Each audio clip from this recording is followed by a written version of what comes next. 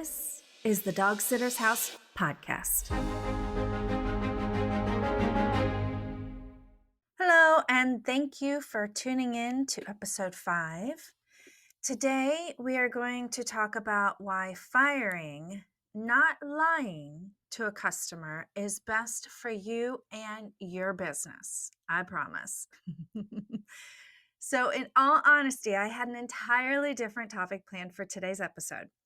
But the last 24 hours, or really probably 72 hours of events, changed my mind because I believe this topic that just kept popping up is really important. And so I thought, this must be a sign I should be talking about it now because somebody somewhere out there must need to hear this right away. Hopefully that's the case, right?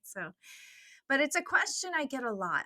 And it's one that's always so hard for people, myself included, really. I mean, in the past, I really had trouble with this, and now not so much. It's not always easy, but it's not nearly as hard as it used to be because I've really kind of shifted my mindset around it.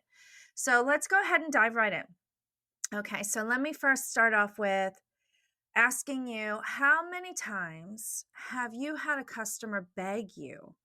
And I mean, beg you, last minute, give you the sad sob story or like, please, I have no one else, to board their dog the last minute. Okay. At the very, very last, like the 11th hour. It's always the 11th hour, right? And then you give in and you say, okay, even though you're already fully booked. And then they're supposed to show up at certain, time X, whatever, and they show up 45 minutes late without even telling you ahead of time that they're going to be late. Or maybe they text you 15 minutes after they're supposed to be there. Or maybe you even try texting them and they don't even get back to you. Who knows? There's a whole array of scenarios. I'm sure you've had something similar happen. And then maybe they needed a reminder or two to pay their balance after they picked up their dog, and you send them the invoice. And it takes them, 2-3 weeks to even pay it. And that's after you've already spent 5 minutes, 10 minutes of your time, 3 different days trying to remind them. Like the list can go on as to what people can do. Let's not forget that chances are, if that person is so imbalanced, their dog probably was too, and probably made your job harder because it wouldn't, stop whining or crying or barking the whole time it was there, which is sad. Don't get me wrong. I feel compassion for those dogs, but it's a lot harder to take care of those dogs when you also have other dogs in your household and it affects the entire pack's energy. So it's just, if someone is just not stable enough, a dog or the person, it just makes our lives as dog sitters too challenging for the psyche alone to be able to sustain that for a long time. So if you're a home-based dog sitter, you've probably experienced something similar to this, right? And, maybe with one or more customers. And if so, I am truly sorry, because it is definitely one of those next to impossible situations, it feels like. On one hand, you want to please and over-deliver and keep the peace with your customers. But on the other hand, they cause you a lot of extra work, extra canine chaos, and can completely disrupt your schedule. And as a home-based dog sitter, you might have neighbors. And if a customer shows up unannounced, then what happens? Whether they're late or they're early, all of the dogs are outside, and forget about it, because you're in for a bark fest, whether you like it or not, which leads to more stress about upsetting your neighbors, right? So no ifs, ands, or buts about it. We just cannot accept customers who cannot adhere to our policies or be on time, or at the very least, communicate in advance when they aren't going to be on time. It is simply not sustainable, logistically, emotionally, physically, or mentally. And it could cost you and your business. especially if the neighbors start to complain all the time. So, what do you do when you are put in this impossible feeling situation? Right? If you fire the customer, they could leave you a bad review. And then where do your thoughts go? Maybe you start freaking out and thinking, okay, a bad review is going to cost me new business. And if I can't get new business, then my business could die a slow, torturous death. Right? I mean, we can go there. We can spiral all the way down into a tailspin of fear and everything that could go bad. But on the flip side, if you continue to allow this customer and her dog to disrupt your peace, your business, and your time, then you're just going to go crazy. And you could still risk losing your business. If the neighbors complain too much or something, forget about it. So it's really a really, really tough situation to be in, and one that I used to fret over for days. Trust me. It would take up more of my headspace than I care to admit. But nowadays, I mean, other than my compassion for the dog and the owner too, firing a customer has become pretty easy peasy. Pretty easy peasy for the most part. And I think today you're about to see how incredibly easy it can become for you too, once you see why firing versus lying to your customer is the best thing you can do for you and your business. Let me ask you, how would you like to have a book of clients that you truly enjoy working with regularly?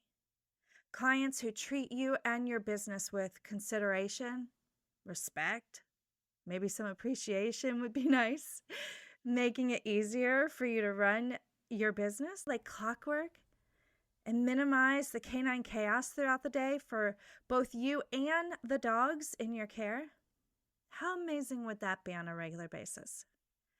You see, firing a challenging customer will not only allow you to experience this within your business consistently, but it'll also ensure your cup of joy and gratitude continues to runneth over. And I don't know about you, but I certainly serve my clients better when I'm in a great state of mind and feeling a high vibe. And I enjoy what I'm doing that much more too. Not to mention, I think one of the very best things about running my own business is that I don't have to work with anyone that I don't want to. And you shouldn't have to either, right? What's the sense? I mean, if I wanted to work with people who don't respect me, my time, and my boundaries, I just would have stayed in my corporate job forever. So, what inspired me to speak about this today was when speaking with other dog sitters that I mentor, I noticed this recurring question popping up when they encounter a customer they want to let go of, or let's be honest, fire. Let's just, no bones about it, baby. We want to fire them sometimes. We want the satisfaction of saying you're fired. And so, of course, we're not going to say it like that. But the thing is, I'm always hearing the people I work with and help mentor ask me, it's really interesting because they're not asking, like, they're not just saying, how do I let this client go or let them know that I can't work with them anymore or tell them I can't have them come back or have their dog come back anymore. I mean, they're asking that, but they're also including, how do I do it in a way that I can make sure they won't leave me a bad review? Which to that question, I'm saying, well, you kind of have no control over how someone else is going to react, right? I mean, it's probably the wrong question to be asking. But I get it. It's a very valid fear and question and concern. And so, of course, you're going to want to try and make sure that you can do the best you can to prevent them from running out and writing a bad review. So you're not going to approach them with anger or resentment and blame and, do everything in your power to make sure they write you a bad review, but unfortunately, you and I both know already that controlling somebody and how they're going to react to something, no matter how much you approach them with respect as another human being or professionalism or appreciate them for the business they've brought you so far, they could still be triggered and react badly. But try as we may, much to our dismay, we just cannot control what other people's opinions are of us and our business. And to do so is really the fast track to insanity. So the questions you should be asking yourself is not how do I fire a client without retribution, but instead, how do I let a customer go in a way that is self-respecting to me and my business first, and with integrity and respect for my customer at the same time? The second question you want to ask yourself is how do I detach? And detach being the key word there. How do I detach from the customer's reaction in case it's a bad one? And how do I let go of the fear that comes up should they write a bad review or speak badly about my business? You know, the fear of them doing that can be so great that that's what prevents us from actually firing them. You know, but by mastering your thoughts and your emotions around this first, you're going to find you'll spend a lot less time focusing on all of your worst nightmares coming true. And instead, what you're going to do is focus on things that help ensure that they don't. Now, you may just be sitting there thinking, I cannot have a bad review, April. I don't care what you say, it'll destroy my business. And, you know, I can't argue because it's always a possibility. Again, it's something we can't control. But it can also increase your business. If you never thought about it like this, let me try and explain, okay? Because I know that sounds kind of crazy. But if you think about it, have you ever heard of the universal principle called the vacuum law of prosperity? See, that is actually a law that is basically stating that the universe will create space, get rid of the old and like make way for the new. Okay. And how many times have you given up on having something only to find something better comes along soon after? Right? Or somebody, right? Maybe you're hooked on someone and you let them go, and no sooner you let them go, someone else comes prancing in your life who's way better anyway, right? That's the vacuum law of prosperity. Okay? So the universe will always fill a void. It's your job to trust that it will.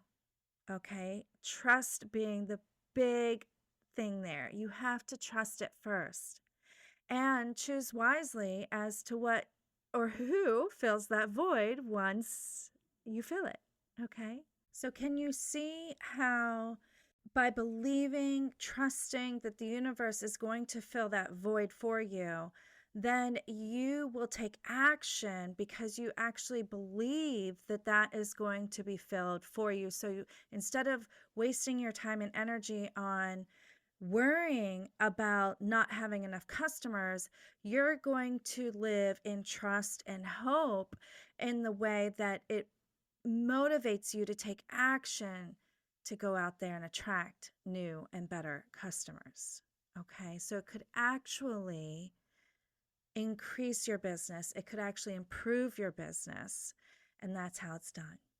All right, but okay, so I digress. Back to why it's important to focus on how to fire a client with integrity. Okay, of course that's a no-brainer. You want to always do it with integrity, but let's just first review the Oxford Dictionary definition of integrity. Okay, it's the quality of being honest and having strong moral principles or moral uprightness. But some people will say to me, why not just lie and tell the customer you're fully booked next time they ask? Isn't that easier?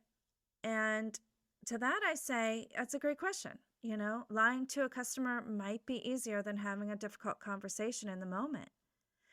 But let's go through the consequences and determine if it's actually easier in the long run.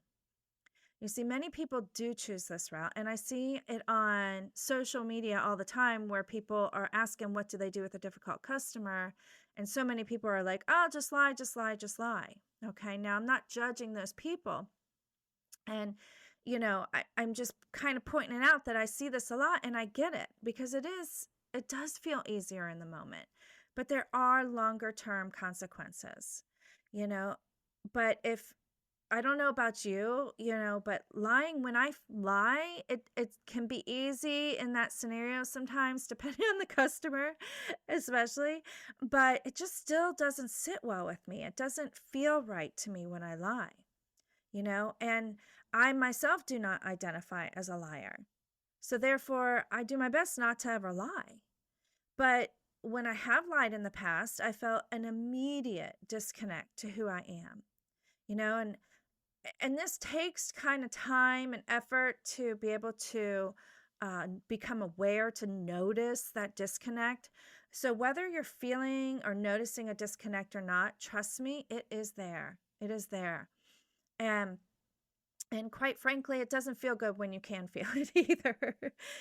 So what happens, and this is what might happen for you. You might start noticing some symptoms, even though you didn't notice a disconnect with who you truly are in the beginning. You might start to notice that you're kind of ruminating in your mind. You're just thinking about the whole scenario over and over and over and over and over and over and over again, like you're gnawing on a bone. It's like you're just gnawing on it, and you're feeling a little anxious about it.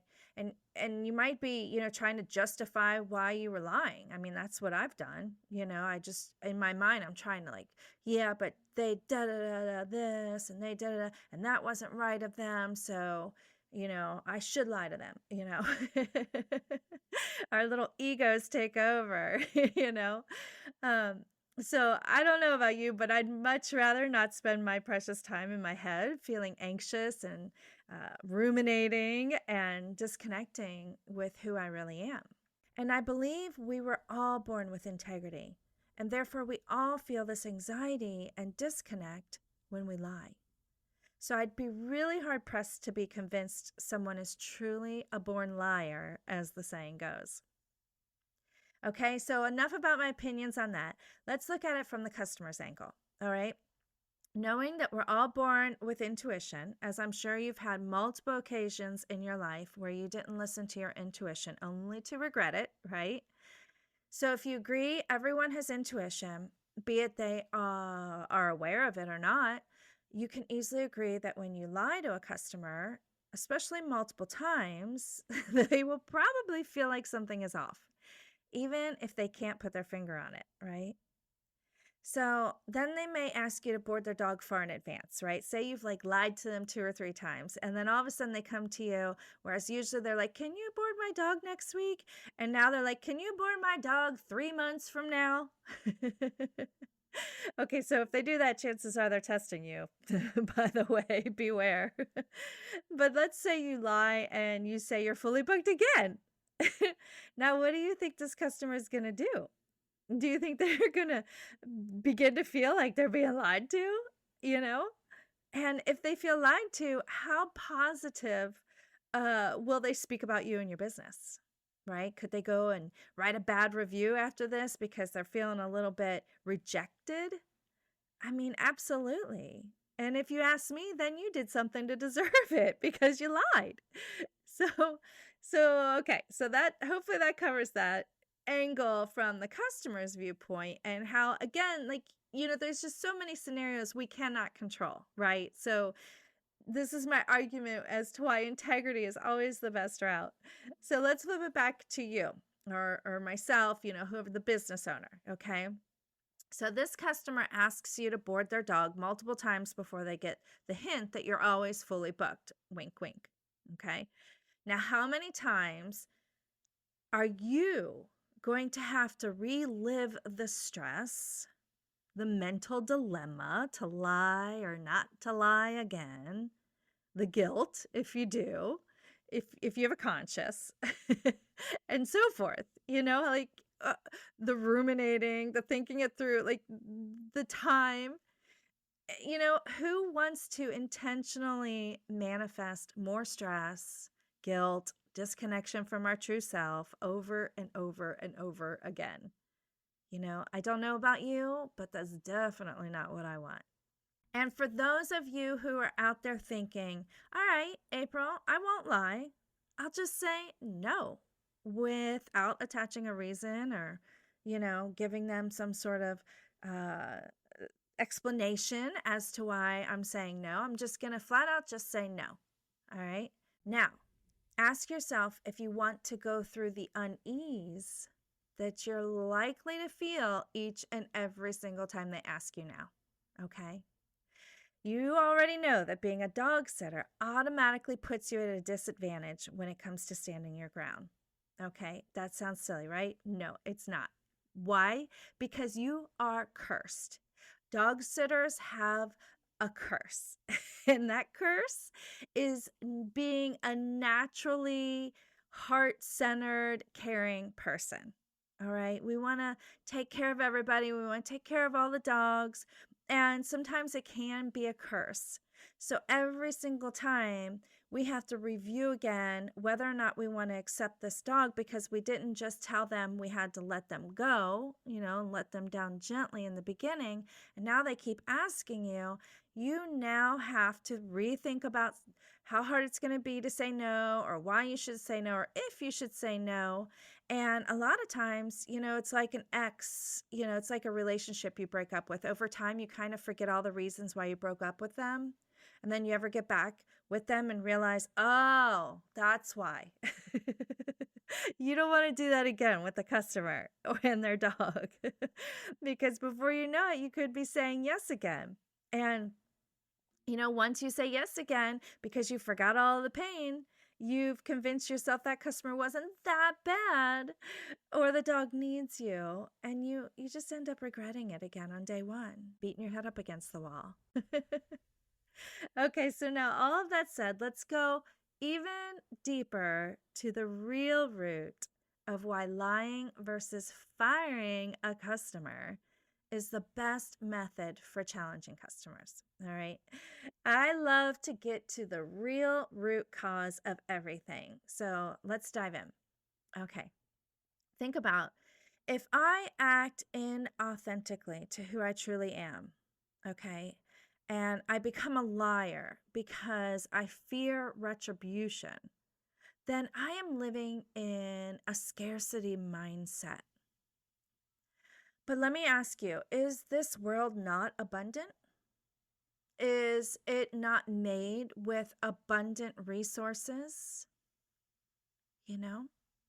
So if you believe that it is, as I do, I mean, I know this world is abundant, and I live in faith and trust in that abundance. And when I do, I better manifest it. Okay. And the more that you disconnect from who you truly are, which is essentially disrespecting your spiritual self, the more you'll attract others who do the same in various ways, leaving you with a roster full of customers who aren't very grounded, which typically means they aren't very responsible and they lack integrity too. Okay. I don't know about you, but I do not want to work with those customers. Okay. Maybe one or two that's a little, a little on the edge there, I can handle and kind of work around and kind of, put my foot down and help them, get more responsible for their commitments. But that's certainly not something I want to do on a full-time basis with the majority of my customers. So I'm sure you can see now why lying versus letting go of a customer is much more detrimental than it's worth. But now, what about that old adage of the customer's always right? Ugh, man, I've hated that one my whole life. Because I used to take that hook, line, and sinker from the people who taught it to me, which is who knows. But of course, when I started working, and I started working in the service industry, where I was serving ice cream cones and nachos at a park, and it was always, the customer's always right. Okay. Now, okay, maybe with a customer that is just a random person that you're not going to be seeing on a regular basis, fine. Just take your ice cream and go. You're right. Get out of my face. Okay. I can see that. And I might do that then, right? Because I'm not going to sit there and try and have some sort of like professional, moral conversation with somebody who's just complaining about their ice cream, cone being too short or small or what have you. All right. But, the thing is, it creates problems for dog sitters because it enables these customers to treat you badly. And it really kind of tells them, like, hey, it's okay to treat me badly. It's okay to disrupt my business. It's okay to increase my liability because now I have a pack of dogs here that I have to keep calm and carrying on without unexpected arrivals and excitement, like unexpected excitement. And that's hard to do when someone shows up out of the blue because they're late or they're early. So if you ask me, that's really one of the biggest problems in the world is people enabling each other to be like that. but that's neither here nor there. That's just my opinion. We don't need to get into that. So getting back to the customer's always right adage, okay? Where do you think that comes from? Not who said it, but why. Let's think about this phrase and why it was created in the first place. Maybe it's because it's a way to keep employees serving to the best of their capabilities. But when you apply it to your dog sitting business, to a customer who consistently creates challenges for you and your team, it no longer serves that purpose. In fact, if you continuously ask your team to put up with disrespectful behavior from customers, you're much more likely to lose that team. But if you think about the reasoning behind the phrase, I would argue that it's really based in fear.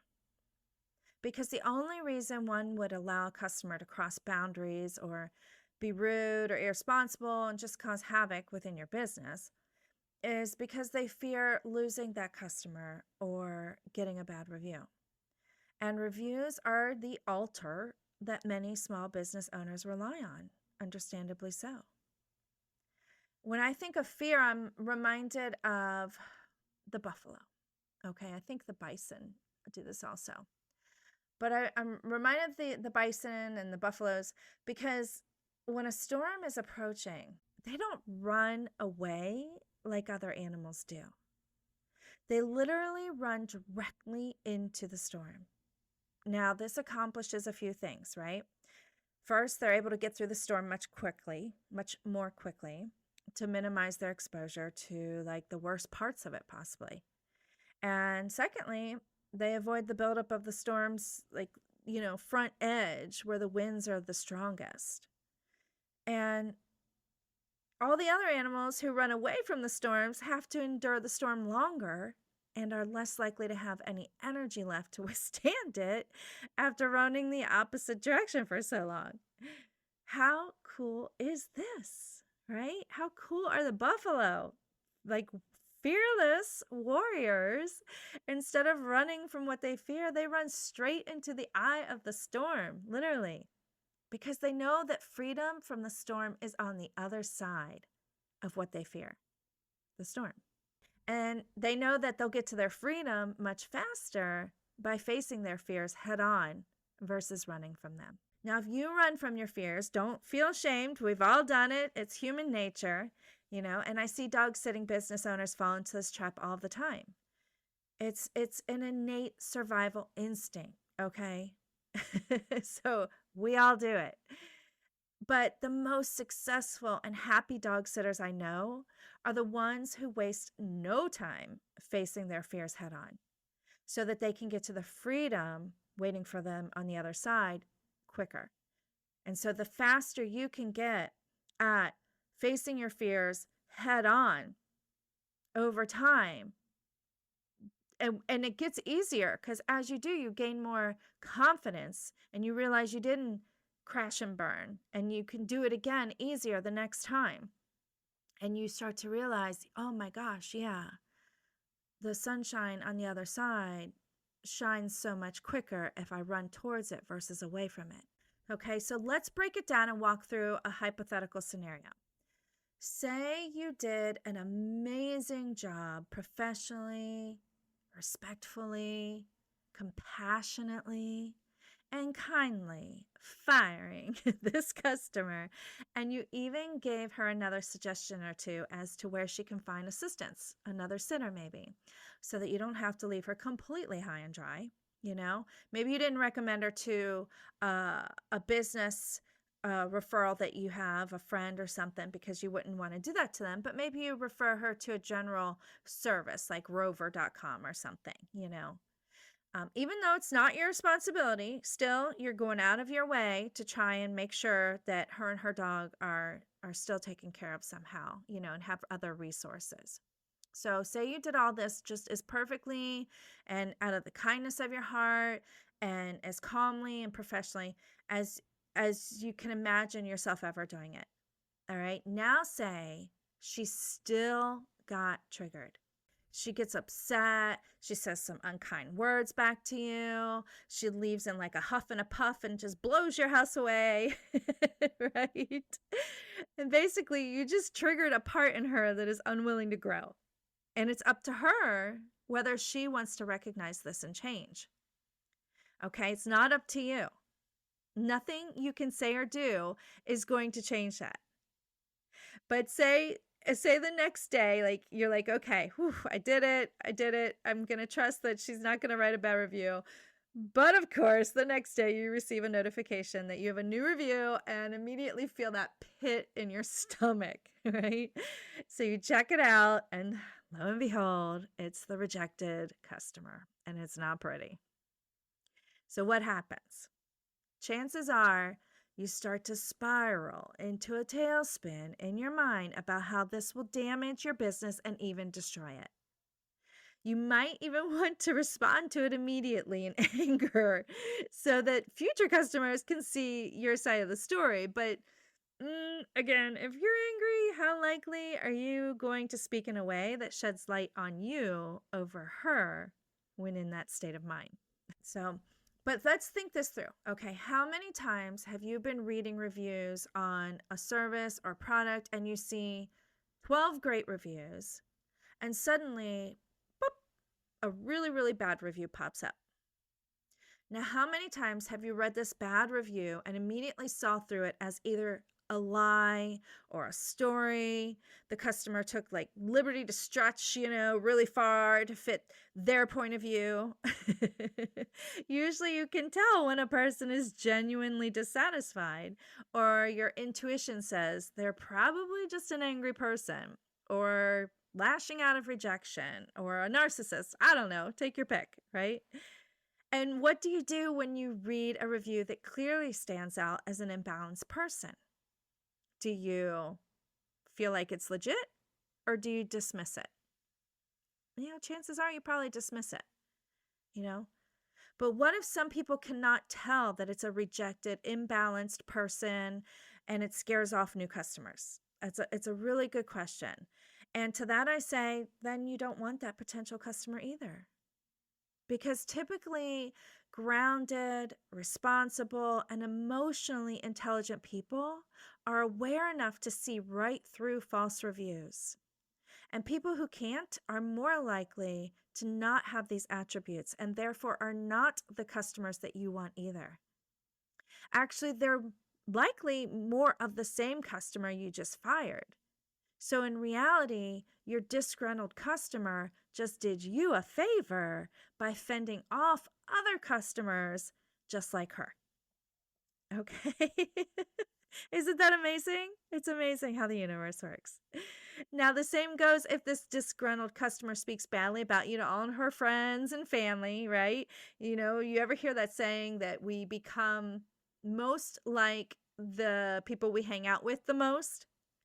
Well, do you really want the people who hang out with your fired, rejected customer as customers too? Enough said, right? And the family and friends who aren't like your fired customer are much more likely to see that she's been like this before. They know how difficult she can be, and they just dismiss every negative thing she says about you and your business without a second thought. Okay, so my last thoughts are just a little story and kind of a painful story for me. Not painful anymore, okay? but it did used to cause me a lot of pain. And that pain was so bad, I literally ended up in the ER unconscious for 8 hours. In another lifetime, I would sometimes tell lies. Naughty little girl. I would sometimes tell lies to keep the peace or to try and control other people's opinions of me because I was afraid of what they were going to think of me. And, it took me a long time to realize this, but if I did not speak my truth, I realized it cost me so much more on a deeper level than I ever could have expected. I believe it's a major reason that led to, or a core reason that led to a lot of my major health issues that took me a few years to recover from. And not that this was the only cause for my health issues, okay, by any means.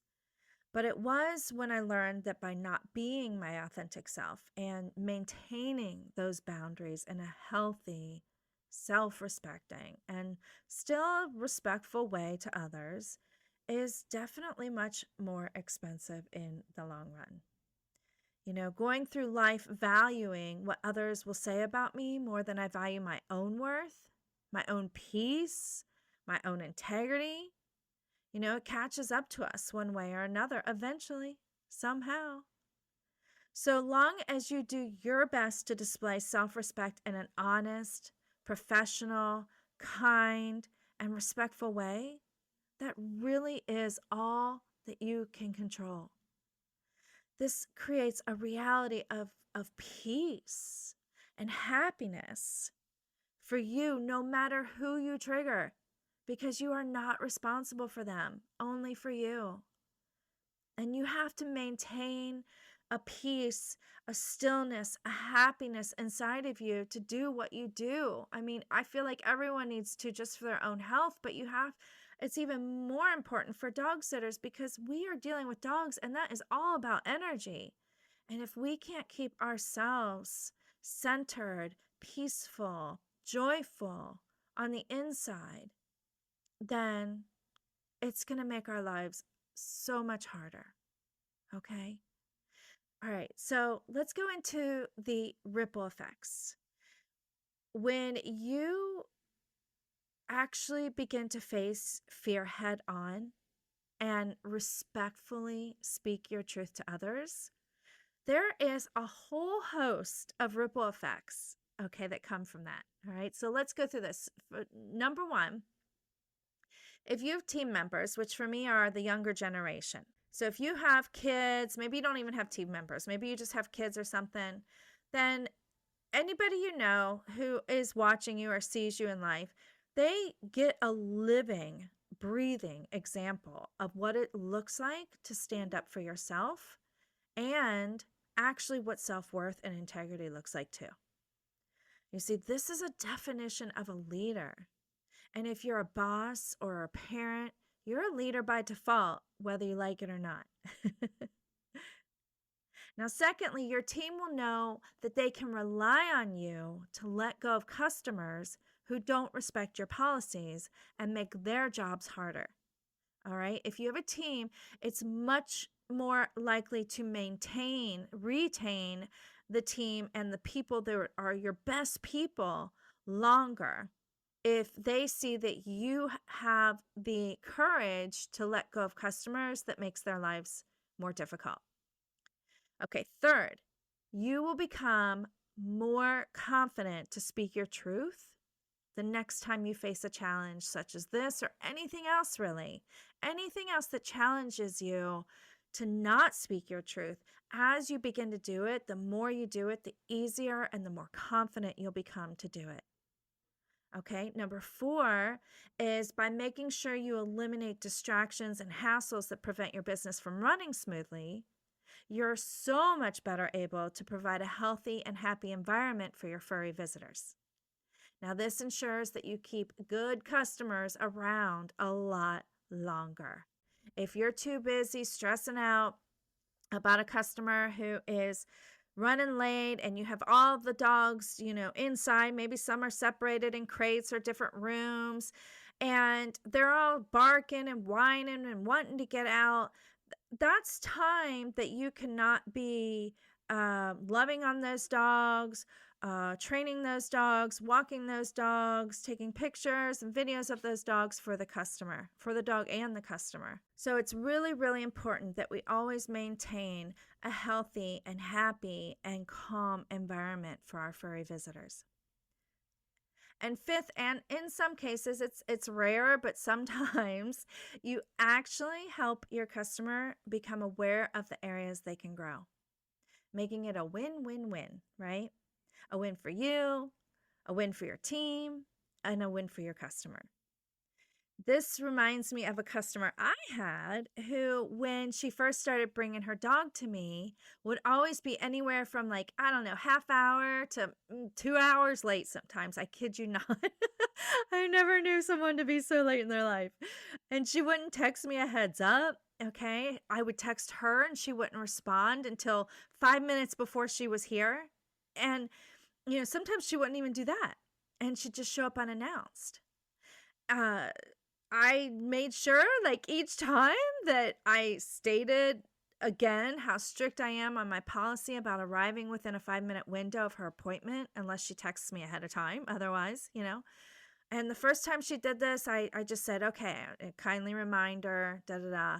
The second time it was a more firm reminder and the why behind it, so that she could understand it from my perspective and the risks of my neighbors getting upset or dogs not being properly prepared for the arrival and snapping at each other amongst all the excitement. And every time she would just say, oh yeah, I know, I'm so bad at being late, I'm so sorry.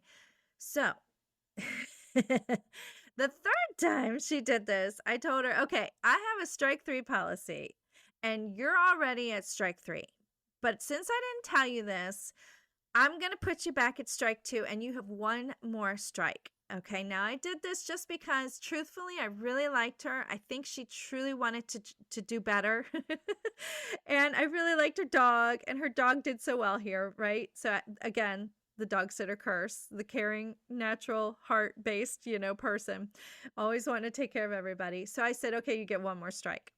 But she literally begged me to give her more strikes because she literally asked if she could have 5 strikes or something, because she's like, there's no way I'm going to pull it together in time to make it under one more strike, but no, I'd had enough. So I said, nope, nope, nope, nope. Because, I remember I train the customers how to be treated.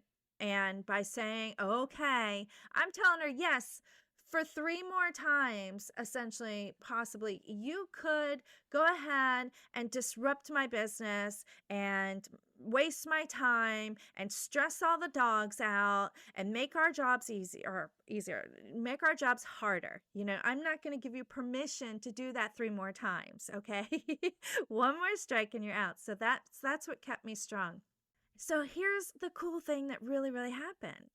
Is she all of a sudden, like, next thing I know, I'm getting a group text. It has her husband on it. It has her children on it. And all of a sudden, I'm getting text messages with all of them on it every single time they're coming, stating and confirming a day or 2 in advance what time they're going to have their dog here, what time they're picking up, who's dropping off. And they're always now texting me when they leave their house and they're on their way. So it is like night and day. And not only that, but she started telling me more, like, April, oh my God, I've been so busy. I've been traveling so much with work. I'm working too much. And you just kind of helped me realize, like, I've had enough. I need to just say no. I need to cut back on my travel and all this. And she just started cutting back on her travel, and she takes more time with her family, and she goes on longer vacations with her family. And honestly, she's become one of my best and most profitable customers over the last year. She arrives on time, schedules in advance. It's amazing. So in this case, it really was a win-win-win, because the pain of not having a place like mine to bring her dog, a place where she can feel 110% certain her dog is in good hands and having a great time, and maybe even getting some of her daily needs met more than she can at home. was way too great of a pain for this customer, and it highly motivated her to take more responsibility for her schedule and maintain integrity with her word. So, can you just imagine how much less stress this customer of mine must have now that she's not running late all the time?